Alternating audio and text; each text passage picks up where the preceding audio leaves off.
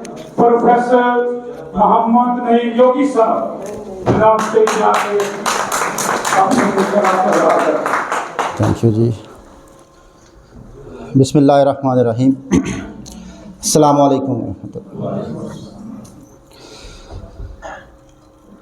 आज के इस प्रोग्राम में मैं आप तमाम दोस्तों का और बहनों का शुक्रिया अदा करता हूँ कि आपने इस प्रोग्राम में योगा को हिस्सा बनाया, और ख़ासकर जो आपके ओहदेदारान हैं डॉक्टर अब्दुर्रहमान साहब, बहुत शुक्रिया कि आपने योगा को जो असल इसकी जगह है वहाँ पे लाने की कोशिश में आपने एक कदम बढ़ाया। योगा एक कदीम तरीक़ा इलाज है, इतना कदीम कि अगर हम इसकी बहुत डेप्थ में जाएं तो इसकी हिस्ट्री पता नहीं चलती। शायद 8,000 साल 10,000 साल पीछे जाके इसकी शुरुआत है। कोई इसकी कंफर्म फिगर कोई नहीं पता किसी को कब इसकी जो है वो स्टार्ट हुआ है ये। और अगर दुनिया इसको जिस तरह ले रही है वो आयुर्वेदा के तौर पर, आयुर्वेदा के प्लेटफॉर्म से ले रही है। हमारे पाकिस्तान में अभी तक तिब ने इसको जो है वो अडॉप्ट नहीं किया, हालांकि ये तिब का हिस्सा है। जिस तरह जरा या कपिंग अभी जैसे ऐड हो गया तिब में, इसी तरह ये बाकायदा जो तिब काउंसिल है ये उसी के अंडर आता है योगा।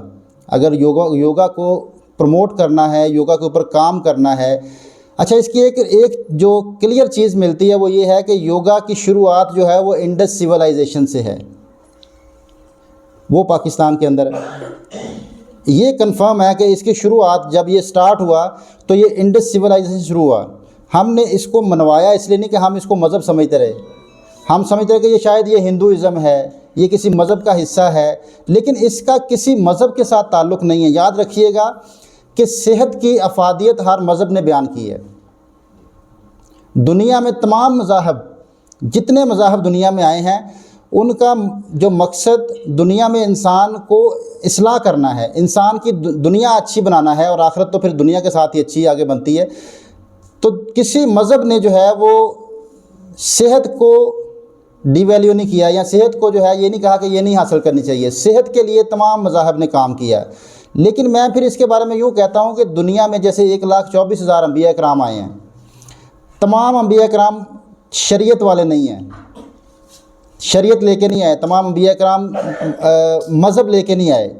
कोई अंबिया कराम का मकसद जो था वो था इंसान की इस्लाह करना, इंसान को दुनिया में रहन सहन सिखाना। और सबसे जो बड़ा प्रॉब्लम है वो सेहत का है। इंसान बीमार होता है। जैसे आप मिसाल के तौर पर गाड़ी लेते हैं, कोई नई टेक्नोलॉजी आती है, कोई भी कंपनी नई टेक्नोलॉजी लेके आती है तो वो साथ उसके मैकेनिक भेजती है कि इसकी सीख लें कि इसको ठीक कैसे करना है। तो ये इंसान जो है ये दुनिया की सबसे आला मशीन है, जिसको कुरान ने कहा लक़द खलक़नल इंसान फ़ी अहसनि तक़वीम, मैंने इंसान को सबसे उम्दा बनाया। और ऐसे कैसे पॉसिबल है कि जो सबसे उम्दा मशीन बनाई हो उसका साथ में कोई ना भेजा हो जो इसके बारे में आगाह करे कि इसको ठीक कैसे करना है। तो मैं ये समझता हूँ कि इतना कदीम जो इल्म है ये इंसान की शुरुआत से साथ ही शुरू हो चुका है। और अभी जो कुछ रिसर्च में आ रहा है कि हज़रत अदरीस अलैहिस्सलाम जो हैं वो इस पे काम करते थे। हीलिंग के लिए जो इल्म था, हीलिंग का इल्म, जो दूसरों को हील करना, इसका इल्म हज़रत अदरीस अलैहिस्सलाम से शुरू हुआ। अब उनकी जो योगा को भी उसके साथ जोड़ा जाता है, अक्सर लोग जोड़ते हैं। मैं ये समझता हूँ किसी ना किसी नबी के ज़रिए से ही दुनिया में जो है ना ऐसा इल्म आया कि लोगों की सेहत को कैसे बेहतर किया जाए। ये तो थी योगा की थोड़ी सी बेसिक जो नॉलेज, इन्फॉर्मेशन। अब आज हमारा मकसद जो है वो है पेन मैनेजमेंट। योगा थोड़ा और तरीके से सोचता है। हम दर्दों के हवाले से हर तरीक़ा इलाज में मुख्तलिफ़ तरीके होते हैं। हर्ब्स के हवाले से हुक्मा हज़रात बता सकते हैं, डॉक्टर जो है वो पेन किलर दे सकता है, मुख्तलिफ़ रेमेडीज़ हैं। लेकिन योगा में जो है इसको थोड़ा सा और तरीके से लिया जाता है कि ये दर्द जिस्म में आता क्यों है, दर्द की वजह क्या है आने की। बहुत सारी वजूहत होती हैं, लेकिन एक बड़ी वजह है। उसके ऊपर डिस्कस करने से पहले मैं एक छोटी सी स्टोरी सुनाऊंगा, फिर वो आपको सारी चीज़ें समझ आ जाएंगी। एक शख्स था, उसकी आंखों में दर्द शुरू हो गया, शदीद दर्द, और इतना दर्द कि वो आंखें खोल नहीं पाता था। आंखें बंद करके सुकून मिलता था, आंखें खोलता था दर्द शुरू हो जाता था। वो एक अच्छे आई स्पेशलिस्ट के पास गया तो उसने उसका चेकअप किया बड़े अच्छे तरीके से। उसने चेकअप करने के बाद उसको कहा कि आप एक ग्रीन पर्दे पे, उसको कहा कि इस पे देखो। उसने ग्रीन पर्दे पे देखना शुरू किया तो उसने कहा अब तो मुझे कोई दर्द नहीं है। उसने कहा आपको एक ही आपका इलाज है, आप ग्रीन चीज़ों को देखेंगे तो आपको दर्द नहीं होगा, आप कोई कलरफुल चीज़ें देखेंगे तो आपकी आंखों में दर्द होगा। अमीर आदमी था। उसने कहा ठीक है। उसने घर में जाके तमाम चीज़ें ग्रीन करवा दी, हर चीज़ को ग्रीन कर दिया। बहुत अच्छा उसका वक्त गुजरता रहा। चंद दिन गुज़रे, उसको बाहर जाना पड़ा। जब बाहर निकला फिर दर्द शुरू। अब वो अपने घर में तो चेंज कर सकता था, ग्रीन कलर कर सकता था, बाहर किसी के दूसरों को तो कलर नहीं करवा सकता था। डॉक्टर के पास गया, उसने कहा जी मैं अपने घर में तो सारा ग्रीन करवा दिया है, लेकिन अब इसका प्रॉपर सोल्यूशन मुझे बताएं। क्या मैं बाहर नहीं निकल सकता? मुझे कोई ऐसी चीज़ बताएं कि मैं तो बाहर भी घूमना चाहता हूँ, मैं तो हर जगह जाना चाहता हूँ। ये ग्रीन कलर अगर मेरी इलाज है आँखों का, तो मैं सिर्फ अपने कमरे में रहूँ, अपने घर में रहूँ? तो डॉक्टर साहब मुस्कुराए। उन्होंने कहा कि मैंने कब ये कहा था कि आप चीज़ों को ग्रीन कर लें? ग्रीन कलर का चश्मा भी तो मिलता है ना।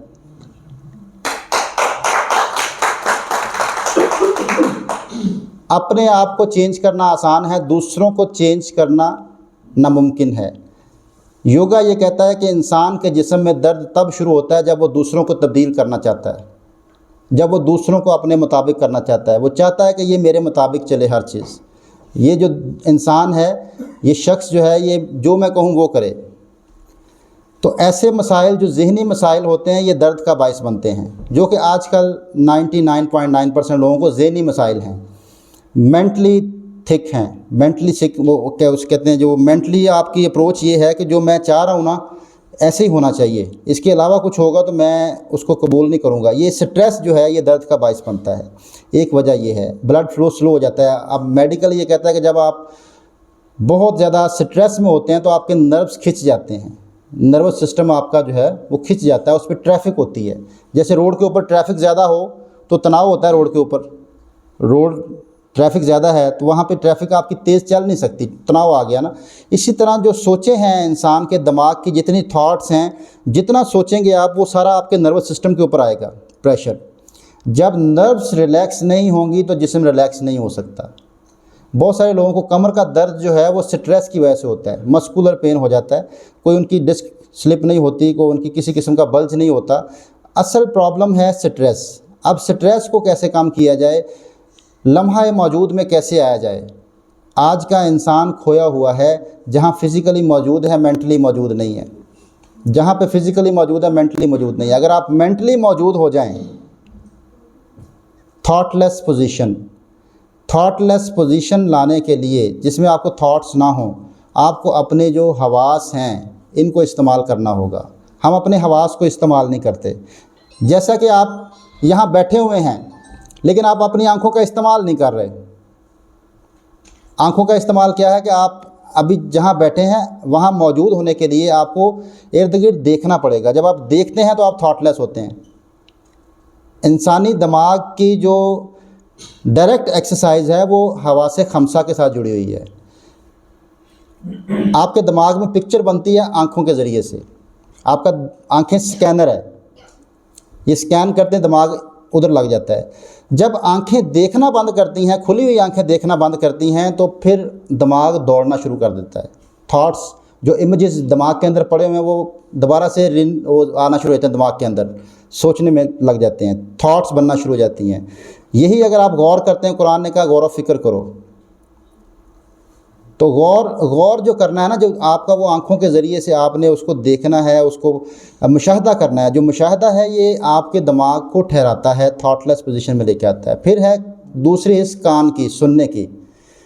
आप जहाँ मौजूद हैं, आप कितना सुन रहे हैं, लिसनर कैसे हैं आप? अगर आप सुन रहे हैं तो आप प्रेजेंट होंगे, अगर आप सुन नहीं रहे तो आपका दिमाग कहीं ना कहीं दौड़ रहा होगा। तो अपने कानों का इस्तेमाल, सूंघने की हिस्स, अगर आप फील करके सूंघते हैं तो आपको बहुत सारी चीज़ें महसूस होती हैं। और उस वक़्त आप मेंटली प्रेजेंट हो जाते हैं। या किसी ने कोई तेज़ खुशबू लगाई हो तब भी आप फ़ौरन देखते हैं कि ये तेज़ स्मेल आ रही है, या बदबू हो तो भी दिमाग फ़ौरन हाज़िर हो जाता है। तो दिमाग को रोकने के लिए नाक का इस्तेमाल, अपनी जो नाक है इसको आप इसमें सूंघने के अलावा क्या कर सकते हैं, नाक का इस्तेमाल के लंबी गहरी सांस लें और फोकस करके कॉन्शियस ब्रीदिंग। हम में से कितने लोग हैं जो सांस कभी गहरा सांस लिया है? कभी भी नहीं, पूरा सांस नहीं लेते हम, क्लेविकॉलर तक रखते हैं सांस को हम। 3 हिस्से हैं, डायाफ्रामेटिक ब्रीदिंग, थोरैसिक ब्रीदिंग, क्लेविकॉलर। लेकिन हम क्लेविकॉलर से सांस को यहाँ से खारिज कर देते हैं, बस छोटी सी सांस, बस वो ना होने के बराबर, पूरे लंग्स को इस्तेमाल नहीं करते हम। अब योगा ये कहता है कि अगर आप प्रणव प्राण कहता है इसको, प्रणव प्राण, एक प्रणव प्राण है, पेन किलर। आप मेडिसिन लेते हैं तो आपका स्टमक अपसेट हो जाता है, पेन किलर कोई भी ले लें आप, कोई भी आप एलोपैथिक की आप पेन किलर लेते हैं और वो इलाज नहीं है, वो आपके वक्ती तौर पे सेंसलेस पोजीशन में लेके जाता है, आपके सेंसरी नर्व्स को काम करना रोक देता है, आप महसूस करना छोड़ देते हैं, उस दिमाग तक मैसेज पहुंचना हट जाता है, उसका प्रॉब्लम वहीं का वहीं है। तो प्रणव प्राण का तरीका क्या है कि आप लंबा गहरा सांस लें और थोड़ी देर के लिए उसको होल्ड करें, रोकें थोड़ी देर के लिए, 5 से 10 सेकंड, और उस ऑक्सीजन को आप उसी एरिया में फील करें जहाँ पे आपके पेन हो रहा है। आपने सांस लिया, ये नर्वस सिस्टम के ज़रिए से पूरी बॉडी में ऑक्सीजन जाती है, जिसको कहते हैं ब्लड में ऑक्सीजन लेवल, दिमाग में ऑक्सीजन लेवल। हमें देखने में तो यही लग रहा है कि हम सांस लंग्स में ले रहे हैं, लेकिन ये लंग्स के ज़रिए फिर आगे नर्वस सिस्टम के ज़रिए पूरे जिस्म में फैलता है। इसको कहते हैं कॉन्शियस ब्रीदिंग। आपने कॉन्शियस होकर अपने सांस को, ऑक्सीजन को, जो एनर्जी है वहाँ पे लेके जाना है जहाँ पे दर्द है। आप ये विजुलाइज़ करेंगे, आप आंखें बंद करके विजुलाइज़ करेंगे, वहाँ पे आप अपने 2-3 सांस लेंगे तो उससे फ़ौरन दर्द में रिलीफ आना शुरू हो जाएगा, दर्द कम होना शुरू हो जाएगा। प्रणव प्राण का इसको नाम दिया योगा ने, ये संस्कृत ज़ुबान का लफ्ज़ है कि आपने उसको वहाँ फील करना है। और आखिरी जो सेंस है, आपके एहसासात हैं बॉडी के, आप बॉडी को कितना महसूस करते हैं। जब इंसान खोया होता है तो उसकी बॉडी का उसको पता ही नहीं होता। तो अपने अंदर रहना है, अपने साथ रहना है, अपने घर में रहना है। योगा ये कहता है कि ये वाहिद वो घर है जिसने आखिरी सांस तक आपका साथ देना है। तो अगर आपने इसके अंदर नहीं रहना तो फिर, या इसकी केयर नहीं करनी आपने, तो फिर आप अपने दुश्मन खुद हैं। आप कभी भी सेहतमंद ज़िंदगी नहीं गुजार सकते। इंसान के मसाइल तब से बढ़ गए हैं जब से वो अपने से निकला है और दूसरी चीज़ों में खो गया है, अपने से निकला है, अपने अंदर से निकल गया है। अब जो दर्द है, अगर आप दर्दों को वजूहात में लेके जाते हैं, जैसे एक तो है ये आपकी स्ट्रेस की दर्द। अब अगर आप जानवरों को देखें, आप परिंदों को देखें, तो वो सुबह उठ के सबसे पहले स्ट्रेच करते हैं। कभी आपने स्ट्रेच किया? इंसान को भी ज़रूरत है, इंसान भी एक हैवान है और इसको भी स्ट्रेचिंग की ज़रूरत है। अगर आप सुबह उठते हैं तो आपके तनाव कहाँ पे होता है? पीछे होता है, कमर पे तनाव होता है, टांगों के पीछे तनाव होता है, आपके गर्दन के पीछे तनाव होता है। ये फ्रंट साइड पे तनाव क्यों नहीं आता? आपकी बॉडी में खिंचाव पीछे क्यों आता है? इसकी क्या वजह है? इसकी वजह है कि मैनुअल सर्कुलेशन है, जो दिल की तरफ खून की सप्लाई है वो बैक साइड से है। जो मैनुअल सर्कुलेशन है, जो दिल की तरफ खून की सप्लाई, जिसको अंजाइना पेन कहते हैं ना, लोगों को आजकल जो हार्ट अटैक होता है अंजाइना पेन की वजह से होता है। ज़्यादातर लोगों को अंजाइना पेन की वजह से हार्ट अटैक होता है। वो मैनुअल सर्कुलेशन का ताल्लुक किस चीज़ से जुड़ा हुआ है? वो आपके काफ मसल्स के साथ जुड़ा हुआ है, पिंडलियों के साथ जुड़ा हुआ है। आपकी पिंडलियाँ जब तक स्ट्रेच नहीं होंगी, आपकी मैनुअल सर्कुलेशन बहाल नहीं होगी, आपके पीछे तनाव रहेगा। तो इसलिए जानवर स्ट्रेच करते हैं बॉडी को मुख्तलिफ़ तरीक़ों से। हर जानवर का अपना एक तरीका है, हर परिंदे का अपना एक तरीका है, वो स्ट्रेच करता है। तो हमें भी एक तरीका सिखाया गया है, लेकिन हम उसको उस अंदाज से नहीं करते। अब वो तरीका क्या है? वो है फॉरवर्ड बेंड, आगे झुकना। आप पीछे की तरफ झुकेंगे तो आपके मसल्स और सिकुड़ जाएंगे, बैक मसल्स। अगर आप फॉरवर्ड बेंड करते हैं, अपने काफ मसल्स को स्ट्रेच करते हैं, एक तरीका ये भी है कि आप बेड पे लेटे लेटे अपने पंजों को अपनी तरफ खींचें, या आप चेयर पे बैठे बैठे आप एड़ियाँ थोड़ी बाहर निकाल लें।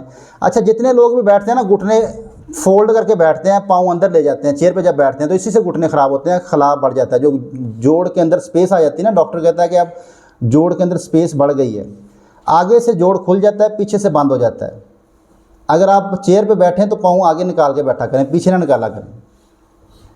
ये छोटी छोटी गलतियां अगर ठीक कर लें तो दर्दों से हम छुटकारा हासिल कर सकते हैं। पॉस्चर, जिसको कहा पोस्चर आपका बहुत जो है वो मैटर करता है कि आपका पॉस्चर क्या है। अब जब भी बैठें आप अपने घुटने को फोल्ड करके ना बैठें, पीछे की तरफ ना मोड़ के बैठें। चेयर पे बैठने का मतलब है कि आप अपने घुटने सीधे रखें, घुटने के नीचे हील आए आपकी। अब इसी पोजीशन में अपने पंजे को ऊपर उठाएं, एड़ियाँ नहीं उठानी, पंजे ऊपर उठाएं, फिर वापस।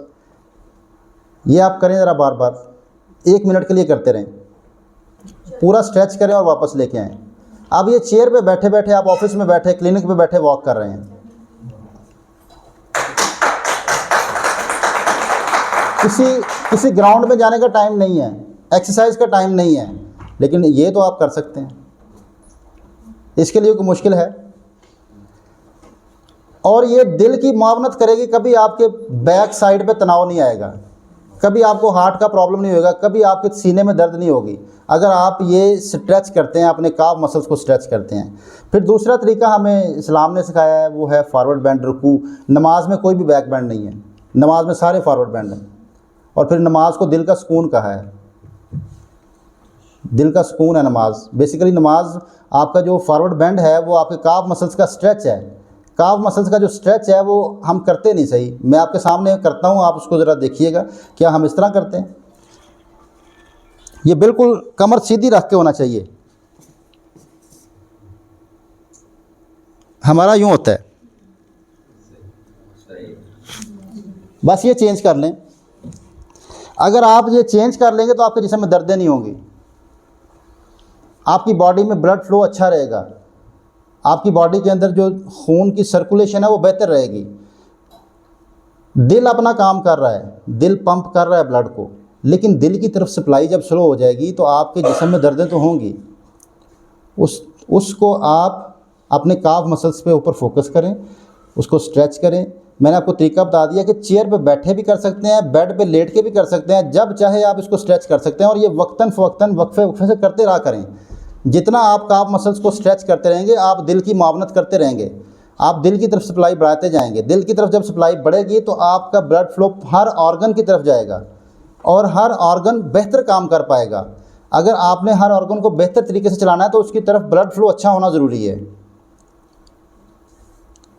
और ब्लड फ्लो के लिए ऑक्सीजन लेवल भी चाहिए। अगर ब्लड में ऑक्सीजन लेवल नहीं है तो आपका ब्लड फ्लो कभी भी हेल्दी नहीं हो सकता। तो उसके लिए फिर जो मैंने प्रणव प्राण आपको सिखाई है वो करें, प्रणव प्राण। फिर तीसरी चीज़, दर्दें, एक चोट है, चोट लग गई, उसमें क्या करें?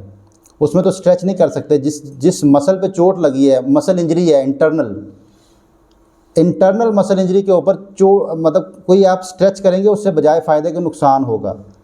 तो उसका बेहतरीन सलूशन जो है वो आइसिंग है। आइसिंग क्यों ज़रूरी है? या पुराने ज़माने में क्या करते थे, आइसिंग नहीं करते तो क्या करते थे? मकसद क्या है आइसिंग करने का? जब भी आपको इंटरनल मसल इंजरी हो जाए तो उस मसल की मूवमेंट को रोकना होता है। पुराने ज़माने में लकड़ियां बांध के उसको मसल को रोक लेते थे, फ्रीज़ कर देते थे कि ये मसल हरकत में ना आए, मसल की रेस्ट। आज उसका जदीद तरीका आ गया कि आइसिंग कर दे, मसल फ्रीज हो जाता है, वो रुक जाता है। लेकिन ये जब चोट लगे तो पहले 3 दिन 4 दिन कर सकते हैं, उसके बाद नहीं कर सकते, फिर नुकसान होता है। शुरू में 4 दिन, मैक्सिमम 5 दिन तक आप आइसिंग कर सकते हैं। उसके बाद अगर आप आइस बैग लगाते हैं उसके ऊपर तो फिर दर्द बढ़ेगा, कम नहीं होगा। लेकिन उसका जो बेसिक है, जो समझने की चीज़ है वो ये है कि मसल को इस्तेमाल से रोकना है। जो चोट लगी है उस मसल को रेस्ट देना है। इन्फ्लेमेशन, स्वेलिंग, जो इंटरनल स्वेलिंग है उसको कम करने के लिए आपने उस मसल को रोकना है। आप अगर उस मसल को रोक लेते हैं किसी और तरीके से, फुट्टे बांध के, लकड़ी बांध के, आप उस मसल की हरकत नहीं करते, तो आपकी दर्दें ठीक होना शुरू हो जाती हैं, उस एरिया की दर्द आपकी कम होना शुरू हो जाती है। बाकी आप अगर उसको मूवमेंट करते रहें, आप फिज़िकल एक्सरसाइज करते रहें, तो वो बजाय फ़ायदे कम नुकसान होगा और दर्द बढ़ जाएगी, प्रॉब्लम वो सारी ज़िंदगी फिर ये होगा कि सर्दियाँ जब आएंगी दर्द शुरू हो जाएगा। क्योंकि आप जब मसल को सेंसलेस करते हैं मुख्तलिफ वर्जिशें करके, दर्दें तो रुक जाती हैं। मिसाल के तौर पर अगर दर्द है और आप डीठ बन के आप एक्सरसाइज करते रहें तो मसल सेंसलेस हो जाता है, हम कहते हैं ठीक हो गया, लेकिन वो जब सर्दी आती है फिर दर्द शुरू हो जाती है। इसको कहते हैं कि आपने मसल को सेंसलेस किया था, वो दोबारा जाग गया। तो ये नहीं करना, दर्द को ठीक करने के लिए मसल को रेस्ट देना है। अब आखिरी चीज़ जो है वो, अगर आप बॉडी को पेन फ्री करना चाहते हैं, वो आखिरी चीज़ है एक लास्ट, वो है डीप स्लीप, गहरी नींद। जब आप गहरी नींद में सोते हैं तो ये ऑटो मशीन है, खुद ब खुद अपनी रिपेयर करता है, जो रिपेयरिंग अंदर खुद होती है। हम डीप स्लीप तक पहुंचने से पहले उठ जाते हैं। सुबह जब उठते हैं तो उठने को दिल नहीं चाहता, दिल चाहता है कि थोड़ी देर के लिए और लेट जाऊं। इसका मतलब है कि आप डीप स्लीप तक नहीं पहुंचे। अगर आप डीप स्लीप तक पहुंचे हों तो आप फ्रेश उठेंगे। और कभी कभी ऐसे होता है ना कि आप किसी दिन फ्रेश उठते हैं, आपको लगता है कि आज उठ के फ़ौरन, मतलब मैं अलर्ट उठाऊँ, मुझे नींद नहीं आई, मैं रिलैक्स हो गया हूँ, बिल्कुल थोड़ा सा सो के उठ गया हूँ, उस दिन आप गहरी नींद में पहुँचे होते हैं। डीप स्लीप का साइकिल है कि उसको अगर आप समझ लें, लास्ट बस 5 मिनट है, मैं 5 मिनट के अंदर इसको ख़त्म करूँगा। डीप स्लीप क्या है? दिमाग की नींद। जिस्म को नींद की ज़रूरत नहीं है। दिमाग की नींद क्या है? दिमाग की नींद सिर्फ 15 मिनट की है। टोटली 15 मिनट दिमाग को शट डाउन करना होता है। शट डाउन, जो फाइलें खुली हैं दिमाग के अंदर वो बंद कर दें। लेकिन वो प्रोसेस है। आप बज़ाहिर आंखें बंद करके लेटते हैं तो आपकी नींद का साइकिल शुरू हुआ है, अभी डीप स्लीप तक नहीं पहुंचे आप। अब वो फाइलें क्लोज़ हो रही हैं जो दिन भर आपके दिमाग में सोचें चली थी, जहाँ से हमने आगाज़ किया था कि दर्दों की वजह आपका दिमाग है।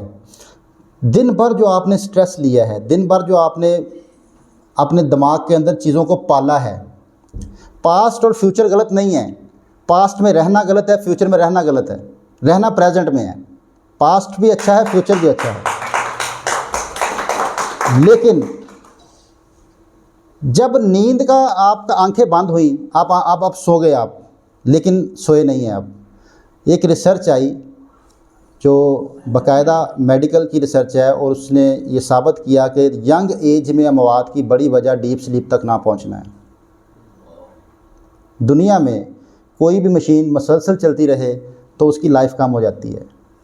ये छोटी उम्र में अमवात हो रही हैं, उसकी वजह जो है वो डीप स्लीप तक ना पहुंचना है। और हम मेंटली इतने खो गए हैं कि हम डीप स्लीप तक नहीं पहुंचते, हम सुबह फ्रेश नहीं उठते। उसका तरीका भी बताऊंगा कैसे पहुंच सकते हैं। आपको समझाने के लिए बस आखिरी मिसाल देता हूं कि विंडोज़ 98 थी एक, जब 98 विंडोज़ थी, आप कंप्यूटर को शट डाउन करते थे तो फाइलें क्लोज होना शुरू होती थी। कंप्यूटर शट डाउन नहीं होता था, वो काफ़ी चीज़ें फाइलें क्लोज करके फिर शट डाउन होता था। आप उसको ओपन करते थे तो इसी तरह जब आप उसको ऑन करते थे तो वो टाइम लगता था ऑन होने में, कंप्यूटर ऑन हो जाता था। यही आपकी नींद का असल साइकिल है। जब आप आंखें बंद कर लेते तो आपकी वो फाइलें क्लोज होना शुरू हो जाती हैं, वो हो रही होती हैं। अब ये डिपेंड करता है, किसी की 6 घंटे की हैं, किसी की 7 घंटे की, किसी की 8 घंटे की हैं, या किसी की 2 घंटे की हैं, किसी की 15 मिनट की हैं। वो लेटते ही सो जाए तो उसकी डीप स्लीप शुरू हो जाती है, उसको फ़ौरन वो 15 मिनट बाद उठ जाएगा, उसकी नींद थोड़ी होगी। और अक्सर आपने ऐसे बुज़ुर्गों का सुना होगा कि वो थोड़ा सा सोते हैं उठ जाते हैं नींद। अब अगर आप लेटें और उन फाइलों को मैनुअली क्लोज़ करें, उसका तरीकाकार क्या होगा? आंखें बंद करके क्लोज़ नहीं हो रही, आप सोने की कोशिश कर रहे हैं, नींद नहीं आ रही, सोचें इतनी ज़्यादा हैं, आंखें बंद भी नहीं हो रही। आंखें बंद करके भी जो है आपका दिमाग सोने की तरफ नहीं जा रहा। क्या वजह है? एक बड़ी वजह, जब आप आंखें बंद करके जागना शुरू कर देंगे तो आपको कभी भी नींद नहीं आएगी। प्रैक्टिस हो जाएगी आपको आंखें बंद करके जागने की। अक्सर लोग अंधेरा करके, लाइटें बंद करके, आंखें बंद करके लेटे रहते हैं और कुछ ना कुछ सोचते रहते हैं। उनको टैबलेट खानी पड़ती है नींद के लिए, क्योंकि उनकी बॉडी की हैबिट हो गई। उन्होंने अपनी वो कह लें कि आदत बना ली है कि आंखें बंद करके जागना है। तो आंखें बंद करके आपने सोना है। एक तो सबसे पहली शर्त है, आपने ये तय कर लेना है कि जब भी आपने सोना है आंखें तब बंद करनी है, वरना नहीं करनी। इसलिए नमाज में मकरूह कह दिया कि नमाज में आंखें बंद करना मकरूह है। आँखों का इस्तेमाल कि आंखें बंद तब होनी चाहिए जब आपने सोना है। फिर आप किसी को देखें तो गहरी सोच में जब होता है तो उसकी आंखें काम नहीं कर रही होती, लेकिन आंखें खुली होती हैं। मतलब उसकी आंखों के आगे आप यूं करें उसको पता ही नहीं चलता। उसको आप पकड़ के हिलाते हैं तो करता क्या है, फ़ौरन ब्लिंक करता है, काफ़ी दफ़ा ब्लिंक करता है। ऐसे ही जब आप ब्लिंक करते हैं तो आपका पेज चेंज होता है। जब आप ब्लिंक करते हैं आपके दिमाग की थॉट चेंज होती है। जब ब्लिंक करते हैं थॉट चेंज होती है। अगर ये तेज़ी से कर रहे हैं तो आपको एंग्जाइटी है। अगर आपकी आंखें रुकी हुई हैं तो आपको डिप्रेशन है। जो कल गुजरा हुआ है अगर आप उसमें रहते हैं तो आपकी मूवमेंट स्लो होगी बॉडी की, आपकी आंखें भी स्लो ब्लिंक करेंगी, आप देर से वक्फे से ब्लिंक करेंगे। और अगर आप फ्यूचर के मारे हुए हैं, आपको फ्यूचर का स्ट्रेस है, और आपने अक्सर लोग ऐसे देखे होंगे जो कभी पाँव हिलाते हैं, कभी हाथ हिलाते हैं, कभी आंखें उनकी तेज़ तेज़ चल रही होती हैं, वो तेज़ तेज़ ब्लिंक करते हैं, ये बीमारी है। आपने कॉन्शियस ब्लिंकिंग करनी है, कॉन्शियस। आपने लेट जाना है, लेट के 1 सेकंड आँख को बंद करें, 1 सेकंड खोलें। ज़रा अभी टेक लगा के करें, आंखें बंद करें 1 सेकंड के लिए, 1 सेकंड खोलें। जब खोलें तो फिर बंद नहीं होनी चाहिए, मुसलसल खोलें उसको। 1 मिनट के अंदर आपको यहाँ पे सुकून होना शुरू हो जाएगा, गर्दन में फ़ौरन आपको रिलैक्सेशन शुरू हो जाएगी। आपके जिस्म के अंदर की जितनी स्वेलिंग्स हैं, जितनी प्रॉब्लम्स हैं, वो नींद के ज़रिए ठीक हो सकती हैं अगर आप डीप स्लीप तक पहुंच जाएं। किसी मेडिसिन की ज़रूरत नहीं पड़ेगी। कोई दर्द को ख़त्म करना बहुत आसान है, डीप स्लीप तक पहुंचना। डीप स्लीप तक पहुंचने का काम मैंने आपको दिया है कि आपने आंखों को कॉन्शियस ब्लिंक करके सोना है। ये करते करते नींद आ जाती है, 15 मिनट 10 मिनट आप करते करते आपको नींद आ जाती है, आप सो जाएंगे, आप सुबह फ्रेश उठेंगे। बहुत शुक्रिया जी, थैंक यू वेरी मच।